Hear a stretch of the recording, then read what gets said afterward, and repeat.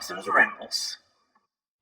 Hey YouTube, Dawson Ryder here. I wanted to do a little discussion video on Dino Fury based on another tidbit of a recent interview that Simon Bennett gave. I will link it in the description as always, and you can read like the exact details there. But the gist of it was asking about potential crossovers and stuff for Dino Fury, since that's become a semi-regular thing in the last couple series, with Ninja Steel having Dimensions in Danger, and then Beast Morphers, of course, having the Dino team-up and the RPM connections.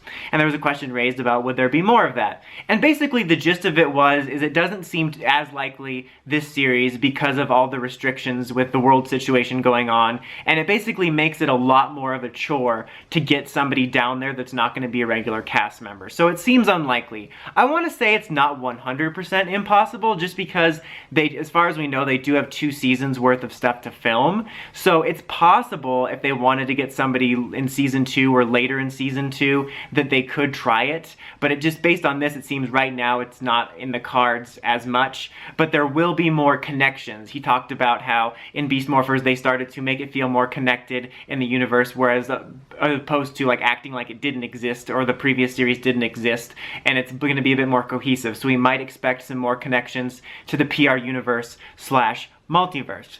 Now, the reason I wanted to talk about this was because I'm kind of happy about this. That's one thing I did like about Beast Morphers, is it made it feel like it was part of that universe, that multiverse again. It felt more cohesive, and I did miss that. Even just, not so much of like, oh my god, he said it, it's a reference. It just makes the world feel richer when it feels like it's all part of one unit, and I appreciated that. So going into Dino Fury, I'm really going to appreciate that, especially with some of the intriguing stuff they say about the start of the morphing grid, if they do some mythology changes and whatnot, you know, the timeless child stuff for dinosaurs or something, I don't know. But I like that idea. But also, I don't really want any cameos. I know there's a lot of talk going on about this probably being the last in this iteration of Power Rangers. Again, this is only all the speculation. We don't know what's going to happen after this.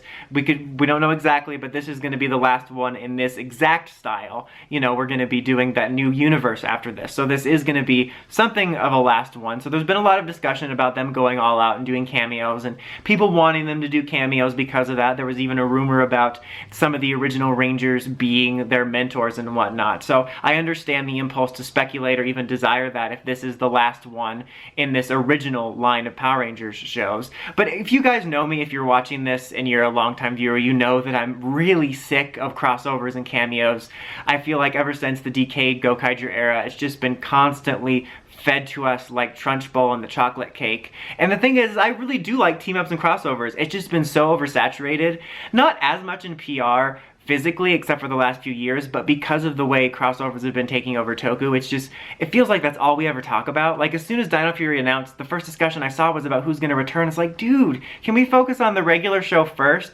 And so personally, even if this is the last show in this line, I don't want to see any returning characters.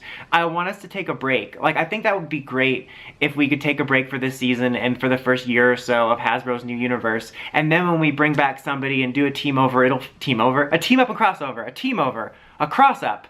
Anyway, and it'll feel special again, and that's what I want. It's not that I never want to see them again, I just think we need to take a breather and focus on what's important is the show itself. Because that was the thing about Beast Morphers for me, is a lot of the good stuff was the crossover-y stuff with RPM and whatnot, but if you take that away, it was a lot of the same, and I'm fully expecting that from Dino Fury. That's the thing, and I just want us to focus on the main thing. I want us to take a little bit break from that crossover stuff so that we can make it special again. But that's just me. I totally understand people's impulse to want to have some crossovers because of the dinosaur connections and because of the idea of it being the last season in this iteration. I totally get that impulse.